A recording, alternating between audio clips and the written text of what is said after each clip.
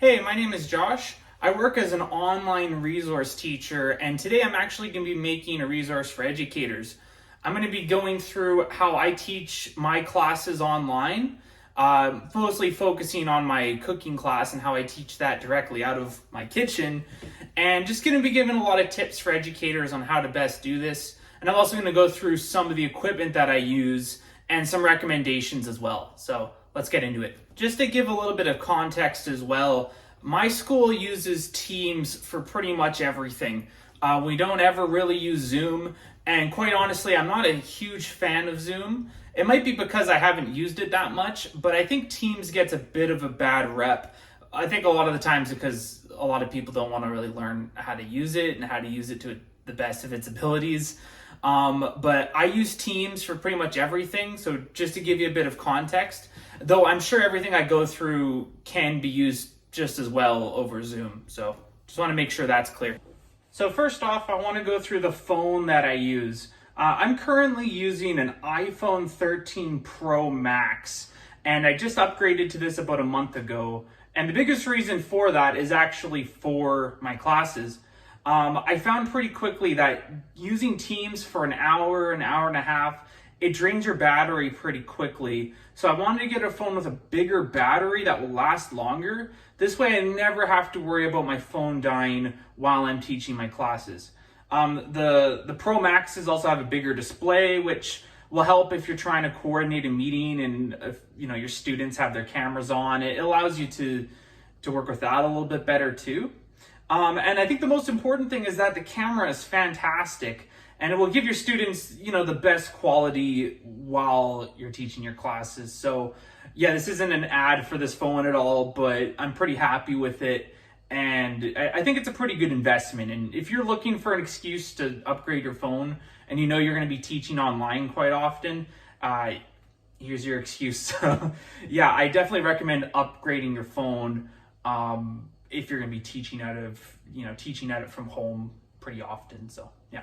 So when the pandemic first started, I actually wasn't working at my current role as an online resource teacher. I was actually teaching at a high school, and one of the classes I had to teach was math. And I wanted to keep doing my math lessons, as close to what I was doing in class, but I was obviously doing it from home. So one of the first things I bought was this camera arm that will hold my phone in place, and this actually clamps onto a countertop or a table, and it allows me to film what I'm doing. So what I did is I would attach this to a table by just unscrewing this, and then you put it inside the table and then you tighten it up, and then I'll use this to point my phone at a piece of paper and record whatever I'm writing. It wasn't really the best way to go, but at the time I thought it did a pretty good job. I would film what I'm doing, I would upload it to YouTube as an unlisted video, and then I would share it with my students. Sorry about the background noise, someone's driving really loud. And yeah, I'd share it with my students through our online classroom at the time, and it worked really well. I don't use this anymore. I did find it was quite limited, always trying to find something to attach this to. So I've since upgraded to a camera arm that actually has a tripod stand that can stand up on a table. However, I did find this useful making a math video yesterday when I wanted to film directly what was in front of me and the space didn't really work. So I'm glad I still have this. However, I recommend the next thing I'm going to show you. And I'm actually using that other camera arm I just showed you so I can record myself showing you this camera arm. So I just got this in the mail on the weekend. This is the Ulanzi MT16, and this is a camera arm, or I guess tripod / selfie stick, I guess. And this is what I'm going to be using for my cooking classes going forward. This will be useful in most situations, and I just want to go through it really quickly. So it's really, really small. As you can see, it's not much bigger than my hand. It's extendable as well, so you can get a little bit more length on it. Lately, I've been using it to its full potential, just so I can get up pretty high and film what I'm doing. And I'll show you a demonstration later on as well. The tripod legs just extend when you just kind of pull it out like that, and it sits really well on a countertop. So There you go. I'm going to be using this to pretty much point my camera down at whatever I'm cooking. But there's been a few situations where it's, having it in its selfie stick form has actually come in handy, and it could be really useful for some lessons. So this tripod cost about somewhere between 20 and 30 Canadian dollars.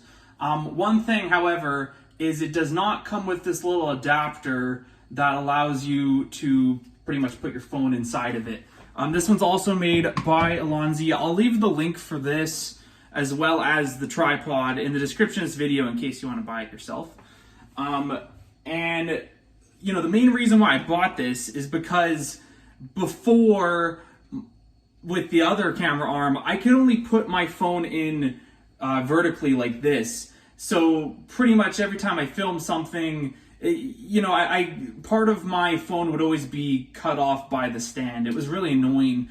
But with this, I can put my phone in horizontally, and I can see my full screen and film whatever I'm doing. I just set off the SOS function on my phone doing that. So, so you have to buy this separately. It just screws onto the top of that tripod, no problem. And it fits in nice and tight. By the way, this tripod's also adjustable, so it's easy to point this down at whatever you're doing. It's really, really easy. You can go full 90 degrees if you're writing on a table and you want to film what exactly you're writing. And the phone fits in really well here. And even if you're not teaching this, you can use this as a selfie stick or something like that. It's really, really great. And I would say these are pretty much the main things you want: is a phone, this adapter, and a tripod. I'm going to show you a few other things that I use for my classes, but that is the bare minimum. You're going to want something to hold your phone. And by the way, if you're not totally set about using your phone for work reasons like this, I really recommend it. It makes things a lot easier, at least for me. I don't mind. The Teams app works really well on my phone. I'm sure Zoom would as well. So I really recommend using your personal phone, unless you have a work phone, of course. I recommend using that for teaching your online classes because it can make your life a lot easier, and it certainly beats trying to film things off of a laptop webcam all the time. There's only so much that you can do with that. Now, a few other accessories I use to run my class. One thing I really recommend is getting a pair of wireless headphones if you don't have one already. This way you can hear your students really well if you're using Teams or Zoom or whatever. These headphones don't have the best microphone built in, or at least I have lots of trouble using it. However, I just bought a separate microphone that I can use while I'm teaching my class. And I'm using my iPhone adapter into it because this is just like a regular aux input. And this actually attaches to the tripod very well. You just fit it in there and tighten it. And before your class, you're going to want to point this in the direction of where you're going to be so you get the best sound quality out of it.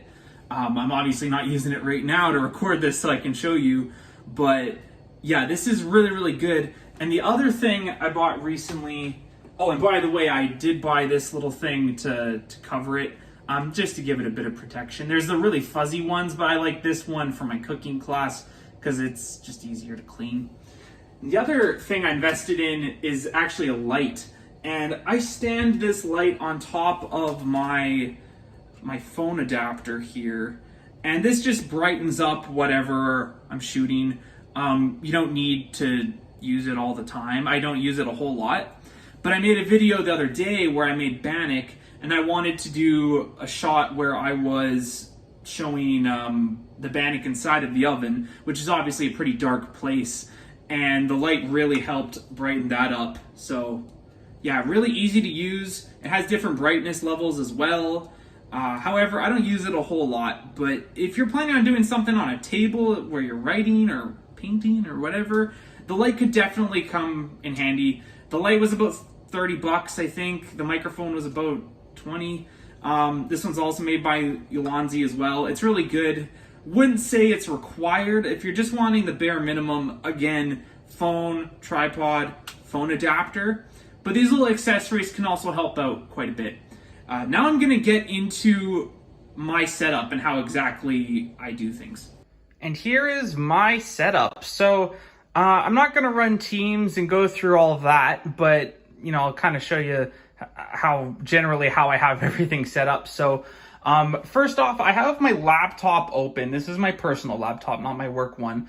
But typically when I'm teaching my class, I'll have Teams open on the laptop. And that way I can moderate the chat really easily. If there's a student who wants to enter the meeting, I can easily let them in through my laptop. I can check the chat. I can see if a student has their hand up. It just makes running the class a lot easier. I can type in the chat really easily, and I don't really have to do anything on my phone and have to move things around in order to check messages or whatever. So I'll have Teams open on my laptop, and I'll also have Teams running on my phone. And right now I just have my regular camera just going for this example, but you'll want to have Teams on the laptop going and Teams on the phone, or Zoom, or whatever platform you're using for that.